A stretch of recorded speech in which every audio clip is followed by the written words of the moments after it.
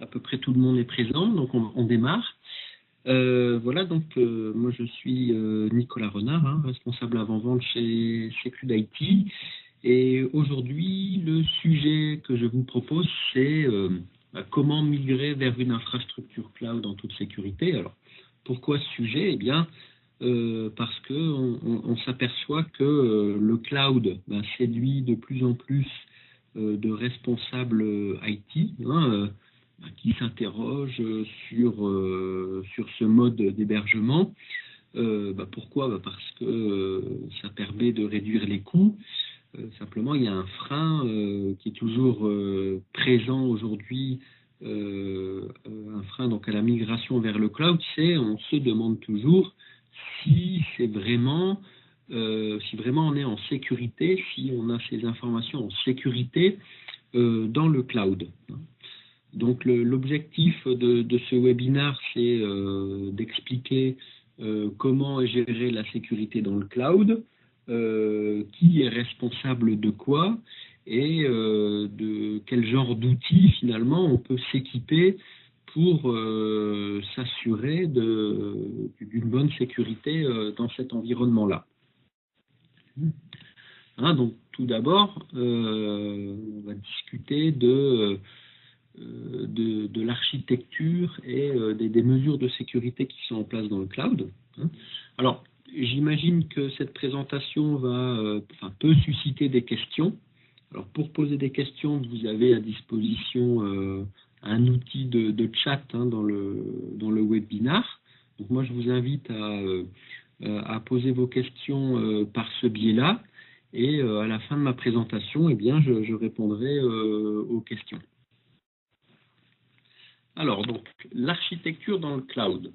Alors, peut-être que pour certains, il s'agit juste d'un rappel, ou pour d'autres, vous allez découvrir comment est construit un cloud. Donc, un cloud, finalement, c'est au départ un système d'information classique. Donc, pour ça, on a forcément un ou des data centers. Par-dessus ça, on va construire des réseaux, donc tout ça c'est physique, bien entendu des serveurs, des zones de stockage, une couche, on va dire, de virtualisation. Par-dessus cette virtualisation, on a forcément des systèmes d'exploitation, du middleware et enfin des applications. Donc ça constitue finalement donc l'architecture cloud. Et c'est ce qu'on retrouve finalement dans tous les systèmes d'information. Alors simplement, le cloud provider, lui, il va fournir des services basés sur ces briques élémentaires d'un système d'information, comme par exemple du IaaS, Infrastructure as a Service, qui permet à l'utilisateur, au client, de se construire son propre système d'information avec ses réseaux, ses firewalls, ses machines, etc., mais hébergé au niveau du cloud. Puis après, on va avoir des services avancés, comme par exemple le PaaS, Platform as a Service, qui permet de bénéficier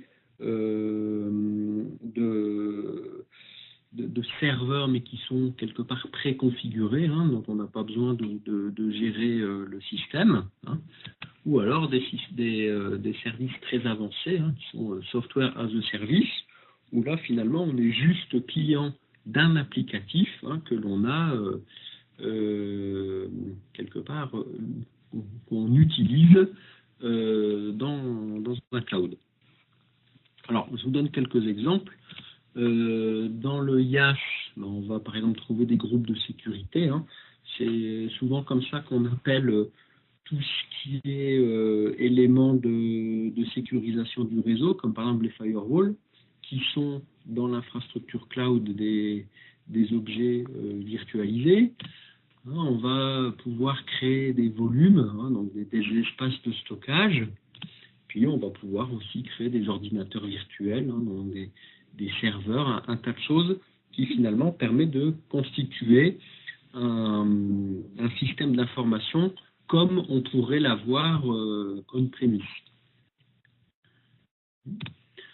On peut également bénéficier de services comme par exemple un serveur de base de données, hein, donc, sauf que si là on utilise ce genre de service en mode PaaS, hein, plateforme as a service, eh bien on n'aura pas forcément besoin d'installer un serveur, de créer sa base de données, etc.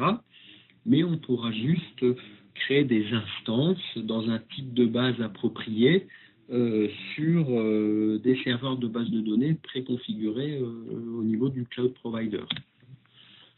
Un autre exemple, hein, on peut très bien créer son Active Directory, mais sans avoir à gérer le serveur Windows Active Directory, mais directement en utilisant un service Active Directory du cloud provider. Enfin, au niveau du SaaS, hein, il y a des gens qui vont utiliser déjà une CRM préconfigurée, où là, l'application, elle est clé en main, hein, il suffit de s'y connecter, de l'utiliser. Il y a d'autres personnes qui vont utiliser des outils d'ITSM, hein, de helpdesk, en mode SaaS. Donc voilà, grosso modo, ce qu'on peut faire dans le cloud aujourd'hui. Alors maintenant, en termes de sécurité, comment ça se passe? Eh bien, chez un cloud provider, d'une part, les responsabilités sont partagées et ensuite, il y a une réglementation, hein, typiquement en Europe, où a été créé le règlement général de la protection des données, qui est aujourd'hui une recommandation, mais qui par contre va devenir contraignant à partir de mai 2018, hein, puisqu'à partir de mai 2018, lorsqu'il y a vol de données, eh bien, les gens qui sont responsables du stockage de ces données pourront subir des sanctions, ils pourront être mis en cause. Hein.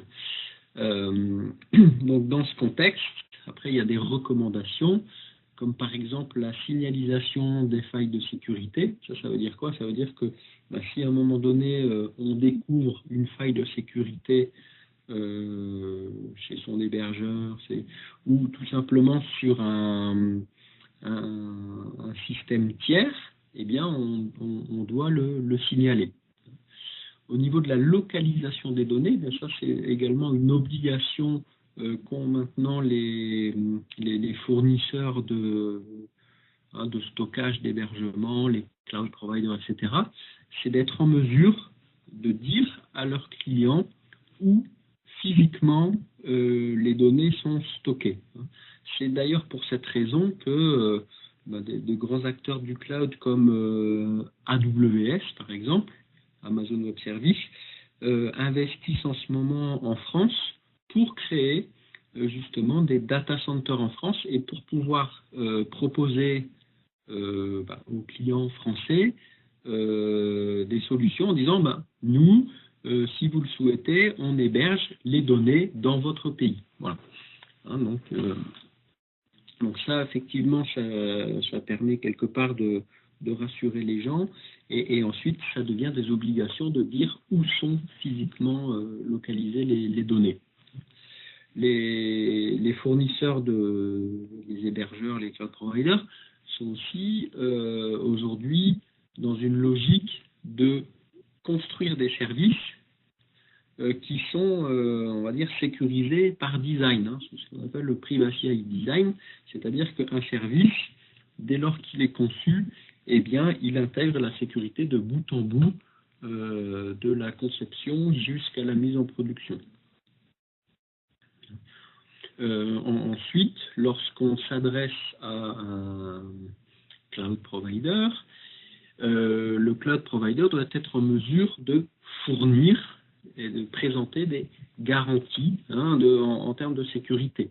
Et on va voir d'ailleurs quelles sont ses responsabilités. Et bien entendu, le client est responsable de la protection de ses données, c'est-à-dire que les données qui sont détenues par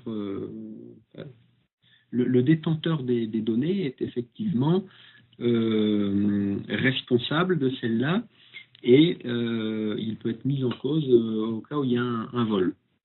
Mais tout ça, ça fonctionne au travers d'un partage de responsabilités entre le fournisseur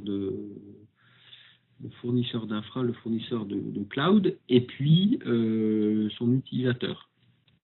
Alors, si on revient à ce que je vous ai présenté tout à l'heure en décrivant l'architecture du cloud, eh bien, le cloud provider, lui, il va être responsable de toutes les infras, on va dire, physiques, les accès au data center, et puis les configurations des systèmes qui sont mis à disposition des clients.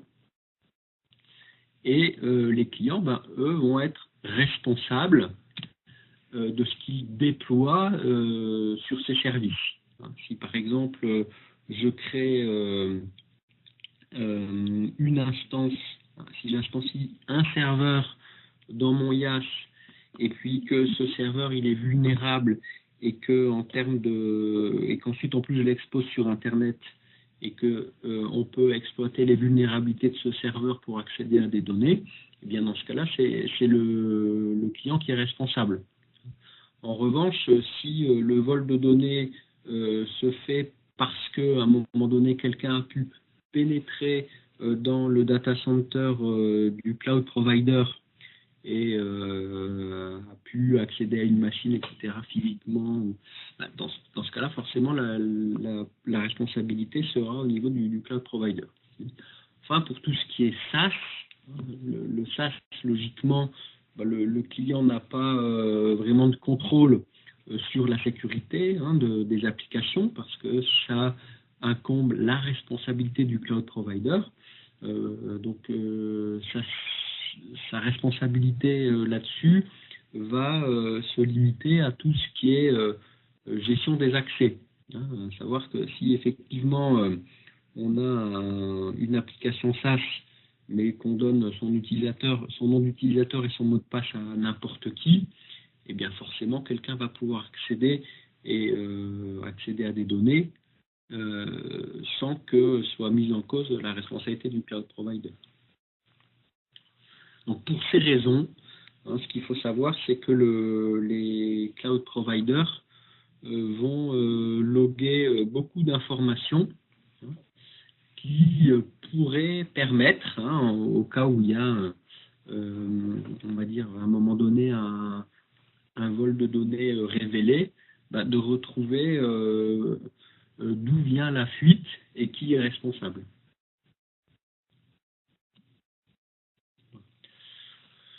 Donc cette vue-là que je vous montre, elle va résumer le partage des responsabilités, avec, on va dire, représenté différemment. Donc le cloud provider en bas, lui, il va être responsable de tout ce qui est machine, puissance de calcul, CPU, RAM, etc., stockage, les bases de données qu'il met à disposition, tout ce qui est mis en réseau. Au niveau de l'infrastructure globale, là, on va donc parler de responsabilité en termes d'accès physique, forcément. Et par contre, le client, lui, il est responsable de tout ce qu'il met en œuvre. Donc, au niveau des applications, donc s'il met des applications en œuvre, forcément, il est responsable des accès et de leur sécurité. Si ce sont des applications SaaS, il doit faire attention à ne pas diffuser ses identifiants. Et puis ensuite, tout ce que le client va déployer en mode IaaS, donc des systèmes, etc., déployer donc des firewalls, créer des accès depuis l'Internet, et bien toute cette configuration-là incombe donc la responsabilité du client en termes de sécurité. Voilà. Alors, maintenant qu'on sait ça, qu'on comprend bien le contexte du cloud, eh bien, on va se demander comment faire pour construire une base solide, hein, à savoir si je déploie une infra dans un cloud, comment je fais pour savoir que je suis en sécurité et comment je fais pour gérer cette sécurité.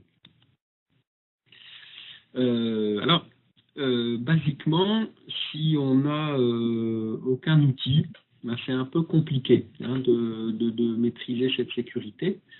Alors, c'est vrai que les fournisseurs d'accès vont proposer des petits outils qui vont permettre de regarder la configuration, etc. Mais chez SecuLIT, nous, on pense que peut pas être jugé partie à la fois et qu'il vaut mieux utiliser des solutions tiers pour gérer cette configuration. Donc effectivement, nous on pense que c'est important d'avoir quelque chose d'indépendant qui va permettre d'auditer cette configuration cloud par rapport à des bonnes pratiques. Et ensuite,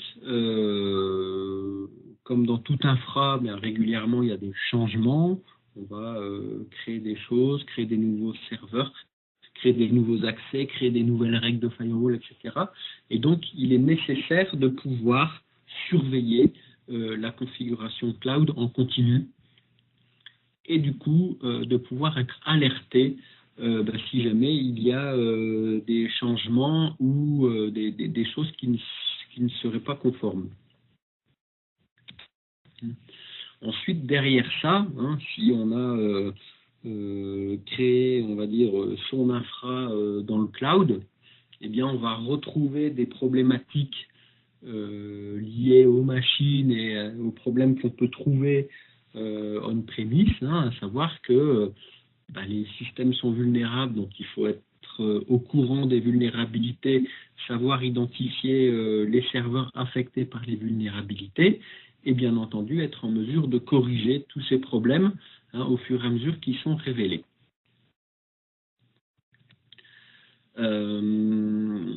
Maintenant, quand on parle de configuration cloud, hein, notamment en termes de règles de firewall, etc., eh bien, il faut être aussi en mesure de savoir quels sont les serveurs, les applications, du moins les services qui vont être affectés, par exemple, par des problèmes de configuration cloud.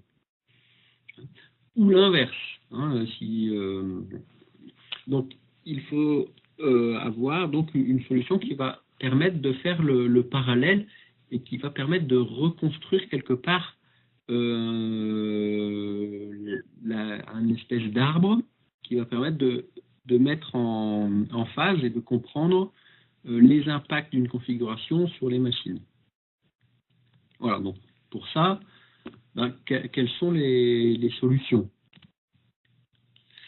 Donc en termes d'outils de sécurité, hein, ce qui existe, c'est je fais des scans de machines en mode auditeur, je consomme des jetons.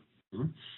Donc après, on peut avoir quelque chose d'un peu plus évolué qui va finalement surveiller des machines au cours du temps, hein, avec une surveillance continue, générer des alertes sur ces machines et faire un véritable suivi au cours du temps des vulnérabilités sur les machines. Et enfin, on peut maintenant englober tout ça au sein d'une solution encore plus complète qui va, en plus de ça, permettre de surveiller la configuration cloud. Typiquement, chez SecuLIT, c'est ce qu'on fait, hein, puisque pour ceux qui nous connaissent déjà et qui connaissent déjà Elastic Detector a la capacité effectivement soit de faire des audits sur des machines de façon unitaire, hein, soit d'avoir une véritable surveillance continue des machines du système d'information. Et maintenant, ce qu'on propose également chez SecuLIT, c'est une solution qu'on appelle Elastic Workload Protector, donc qui sait faire tout ce que fait Elastic Detector, mais qui en plus surveille la configuration cloud et sa conformité par rapport aux bonnes pratiques. Hein, donc aujourd'hui, nous, on considère que Elastic Workload Protector, c'est une solution de sécurité cloud qui est unifiée, hein, c'est-à-dire que ça gère la sécurité finalement de bout en bout, hein, avec donc la découverte du périmètre, c'est-à-dire voir tous les services cloud qui sont utilisés, voir leur configuration et également voir les instances, hein, les serveurs qui ont été montés derrière cette configuration. Hein. Qu'ensuite, c'est quelque chose qui fonctionne en continu, puisque ça va générer donc des alertes dès lors qu'un élément de configuration cloud n'est pas conforme. Hein. Ça permet aussi de générer des alertes sur des vulnérabilités basiques liées aux instances. Hein. Et enfin, hein, c'est une solution qui permet de faire des scans donc, sans perturbation ni risque, hein, grâce à la technique du clonage, hein, puisque dans les environnements cloud, la solution elle est capable de créer au vol une copie de machine pour l'auditer, et ça du coup sans perturber la machine de production. Hein. Bien entendu, donc de faire du vulnerability assessment, hein, de la détection de vulnérabilité connue, mais également des applications web. Hein, et d'ailleurs, en ce moment, il y a chez SecuDIT un gros effort qui est fait là-dessus pour toujours développer plus de fonctionnalités qui permettent des résultats très précis sur les détections de problèmes d'application web. Voilà, hein, donc la solution Elastic Workload Protector, elle va vous proposer donc des tableaux de bord qui vont permettre d'identifier les soucis en fonction du type de service cloud affecté. Hein. On voit que, bon, en termes de catégories, il y a tout ce qui est infrastructure, hein. Compute, c'est tout ce qui est machine, network, bah, c'est tout ce qui est configuration réseau, mais il y a également le stockage, les bases de données, enfin tous les services que vous fournissent un cloud provider vont être surveillés et on va être sans cesse à la recherche donc d'éléments de configuration qui ne seraient pas conformes aux bonnes pratiques. Cette surveillance, elle permet donc de générer des alertes. On va voir clairement les objets qui sont affectés et puis quels sont les problèmes, hein, des ports qui sont ouverts, des règles de firewall qui, on va dire, qui sont contradictoires ou qui sont, on va dire, qui se chevauchent, enfin voilà, ce genre de choses. Bien entendu, pour tout ce qui est serveur et application, la solution fournit donc des indicateurs de risque, ce qui fait que au-delà donc des vulnérabilités trouvées, on va savoir quel type d'attaque, par quel type d'attaque les machines sont concernées. Donc on a des indicateurs donc basés sur les bonnes pratiques de l'ANSI qu'on voit ici à l'écran, mais également pour tout ce qui est application web, les éléments de risque de l'OWASP Top 10, hein, c'est-à-dire les 10 types d'attaques les plus répandus, enfin les plus connus, les plus fréquents sur les sites web.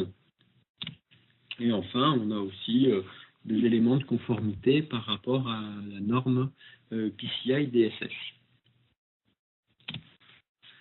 Puis après, si on continue encore et qu'on descend vraiment dans la partie technique, eh bien, pour tout ce qui est instance déployée, forcément, on va retrouver les feuilles de route, hein, qui sont filtrées en fonction des personnes à qui on les adresse et qui vont du coup permettre les corrections, puisque pour chaque problème détecté sur une machine, on a en face la colonne solution, à partir de laquelle on va trouver ce qu'il faut modifier sur la machine pour corriger les problèmes. Voilà. Donc, en résumé, migrer vers le cloud, on peut le faire en toute sécurité, à condition de respecter les bonnes pratiques. Et moi, j'ai retenu dans ce scénario-là, finalement, 3 éléments essentiels. C'est que si on se dit, bon, je commence ma migration vers le cloud en externalisant certains services, en mode SaaS, par exemple, j'externalise ma CRM, j'externalise mon outil de helpdesk, eh bien, dans ce cas, ma responsabilité, ça va être de gérer les accès à ces applications-là. Donc, faire attention à ne pas diffuser les mots de passe, à faire en sorte que le personnel soit averti des risques, qu'on peut même faire peut-être un peu de formation sur ce qu'on appelle du social engineering, à savoir, il y a des gens qui, pour récupérer des données, vont passer un coup de téléphone à la secrétaire, dire qu'ils sont du support informatique, et dire qu'ils ont besoin de récupérer un login mot de passe pour telle ou telle maintenance. Voilà. Donc il faut faire attention à ça, il faut que les gens soient avertis de ne pas donner leur accès. Et puis pour tout ce qui est déploiement d'infrastructures as a service, eh bien, d'une part, il faut maîtriser donc sa configuration de sécurité cloud, et ça par un outil tiers, pour être alerté des erreurs de configuration lorsqu'on construit son système d'information. Et enfin, bien entendu, dès lors que l'on déploie des systèmes en mode IaaS, eh bien, forcément, il faut maîtriser les vulnérabilités des systèmes que l'on a déployés par une détection régulière et l'application de correction. Voilà. Donc, par rapport à tout ce que je viens de vous dire, est-ce que vous avez donc des questions? Donc, pour les questions, je vous invite à utiliser les outils de chat. Donc là, j'ai une première question.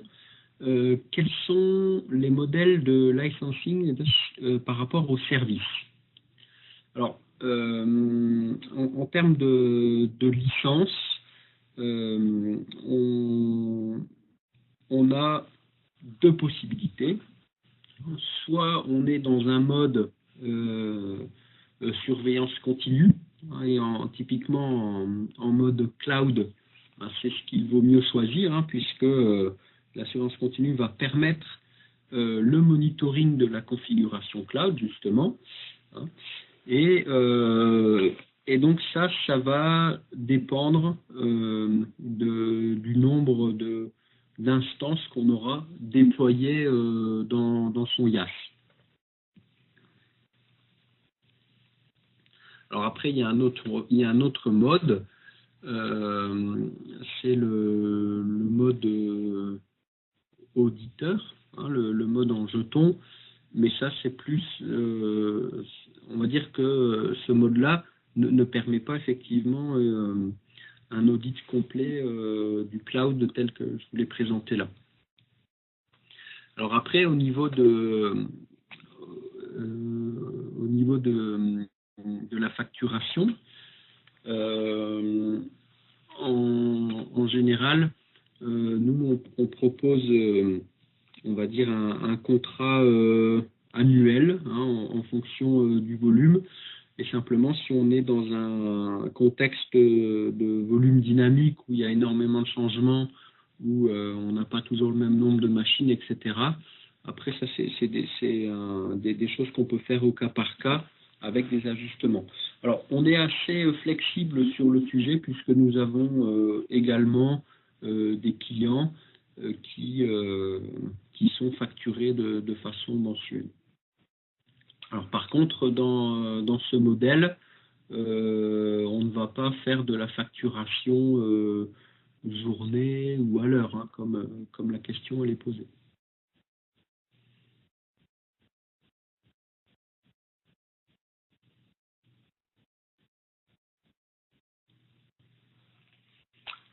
D'autres questions?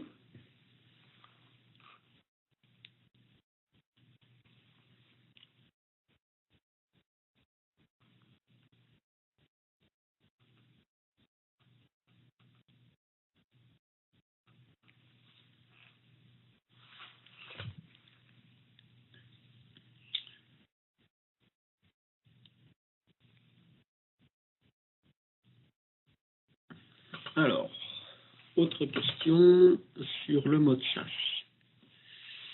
Alors, aucun composant à installer, point d'interrogation. Alors, effectivement, la façon dont la solution fonctionne. Alors, la solution, elle est fournie justement sous forme d'appliance virtuelle. Donc, si on est dans le cloud et qu'on a déployé une infra dans le cloud, eh bien, le seul composant qu'on va devoir installer, finalement, c'est donc l'appliance virtuelle, Elastic Workload Protector. Et dès lors qu'on a démarré cette instance dans son infra, eh bien, on va pouvoir piloter la sécurité à la fois du cloud et des instances à partir de cette appliance virtuelle. Donc l'intérêt de ce mode de fonctionnement, c'est que toutes les données de sécurité qui sont détectées par l'outil, finalement restent au sein de votre propre infra.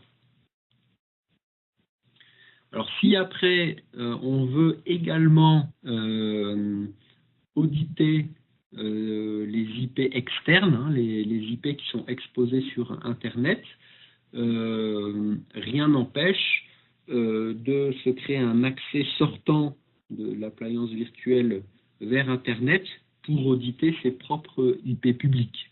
Voilà. Et donc ça permet d'avoir dans la solution à la fois un audit donc des machines par l'intérieur, avec, on va dire, on peut même avoir des scans très intrusifs, ce que permet le clonage, puisqu'on peut le faire sans perturbation du risque, plus également des scans en mode non authentifié sur des IP publics. Maintenant, si le besoin c'est uniquement d'auditer des IP publics, dans ce cas-là, chez SecuDIT, nous avons une plateforme SaaS et on peut créer un compte dans la solution sans rien avoir à déployer chez soi pour pouvoir auditer ces IP publics.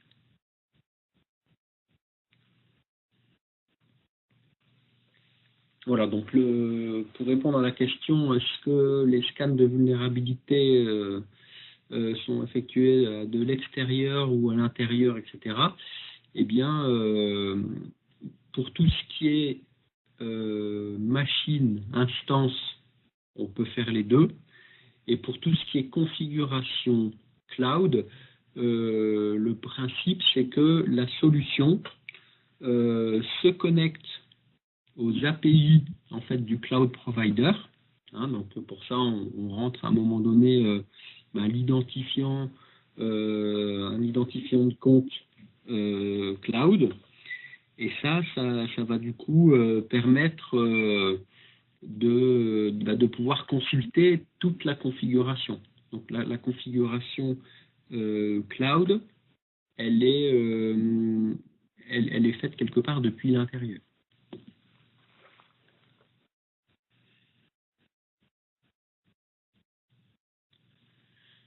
Alors, est-ce que le mode SaaS a des restrictions en termes de compatibilité cloud? donc entre parenthèses AWS, Azure, etc. Donc la réponse c'est non. Pourquoi? Eh bien parce que chez SecuLIT, on a développé tout un tas de connecteurs qu'on va utiliser en fonction du cloud provider. Ah bah, si vous êtes chez Amazon, bah, vous allez utiliser le connecteur AWS. Si vous êtes chez Azure, bah, vous allez utiliser le connecteur Microsoft Azure, etc.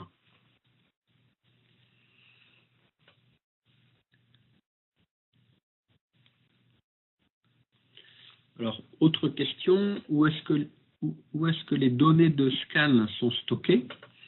Eh bien, l'appliance virtuelle donc, que l'on fournit, si vous choisissez de l'installer dans votre infra, eh bien, elle contient une base de données et donc les données donc, sont stockées dans cette base. Ce qui fait que vous restez propriétaire et détenteur des données. Ces données ne sont pas stockées ailleurs.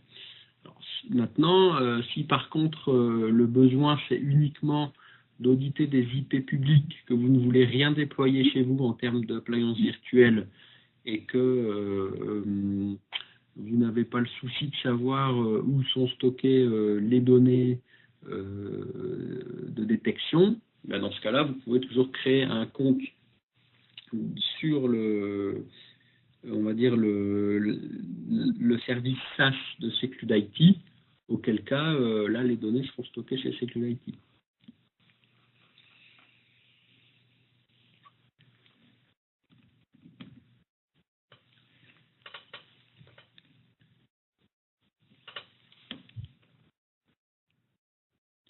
Alors, une autre question très intéressante par rapport aux gens qui ont des infrastructures hybrides. À savoir, à la fois du on-premise et à la fois une infra cloud. Alors, globalement, ce scénario-là, c'est sans doute pratiquement 100% des gens qui décident de migrer vers le cloud, hein, puisqu'en général, on ne migre pas vers le cloud la totalité de son système d'information du jour au lendemain. Donc ça signifie quoi? Ça signifie qu'il y a effectivement une cohabitation au niveau des systèmes. Et donc, par rapport à ça, hein, la solution Elastic Workload Protector prend en compte ce cas de figure, hein, puisque par l'existence des différents connecteurs, eh bien, vous pouvez à la fois avoir, vous pouvez déployer une appliance avec des connecteurs, donc admettons Amazon Web Service, mais vous avez aussi des connecteurs VMware, des connecteurs Hyper-V, qui vont également vous permettre de référencer dans la solution les machines de votre infrastructure on-premise. En plus de ça, vous avez aussi un connecteur qu'on appelle Network, hein, qui permet pour les machines qui sont physiques, qui ne sont pas virtualisées, ou pour des équipements réseau, ou encore pour des adresses IP publiques qu'on veut auditer en particulier, bien de référencer toutes ces machines, toutes ces adresses. Donc ça, c'est quelque chose qui peut être déployé de façon permanente, en long terme. Hein. Si à un moment donné, on décide de migrer qu'une partie de l'infra du système d'information vers le cloud et conserver, on va dire, une partie on-premise, donc la solution, après, elle a des éléments d'architecture qui permettent d'adresser ces choses-là. Hein, à savoir qu'on est capable, avec la solution, de déployer plusieurs appliances virtuelles. Et dans ce scénario-là, on va avoir une appliance centrale et des appliances esclaves. Hein, et tout ce qui va être détecté par les appliances esclaves va être remonté vers une appliance centralisée. Voilà. Donc ça veut dire quoi? Ça veut dire que dans la mesure où on est capable de cohabiter à la fois sa configuration cloud, ses machines cloud plus ses machines on-premise. Si on est dans un scénario de migration, hein, dès lors qu'on crée une nouvelle machine dans un environnement, eh bien, elle va apparaître dans la solution, et dès lors qu'on supprime une machine dans un autre environnement, elle va disparaître. Donc effectivement, on a la possibilité, avec cette solution, d'une part, d'avoir une gestion unifiée d'environnements hybrides, et d'autre part, si ça évolue, de garder un inventaire permanent de tout ce que l'on a et de voir effectivement son évolution, hein, puisque dès lors qu'on est connecté à des hyperviseurs, hein, qu'ils soient cloud ou on-premise ou plus classiques, eh bien, en permanence, la solution met à jour l'inventaire des machines. Alors, autre question, est-ce que la solution propose les correctifs à appliquer par rapport aux failles détectées? Ben, la réponse, c'est oui, hein, puisque pour chaque problème détecté, on propose une solution. Alors, s'il s'agit d'un problème de configuration cloud, ben, on va dire, hein, attention, port SSH ouvert, par exemple, sur Internet. Hein, donc, effectivement, si c'est une erreur, dans ce cas-là, la solution, forcément, c'est de fermer ce port au niveau du groupe de sécurité. Ça peut être un patch à appliquer sur une machine. Ça peut être un élément de configuration à changer dans un fichier sur un système. Voilà. Donc, effectivement, chaque problème détecté, hein, en face, on a la solution à apporter.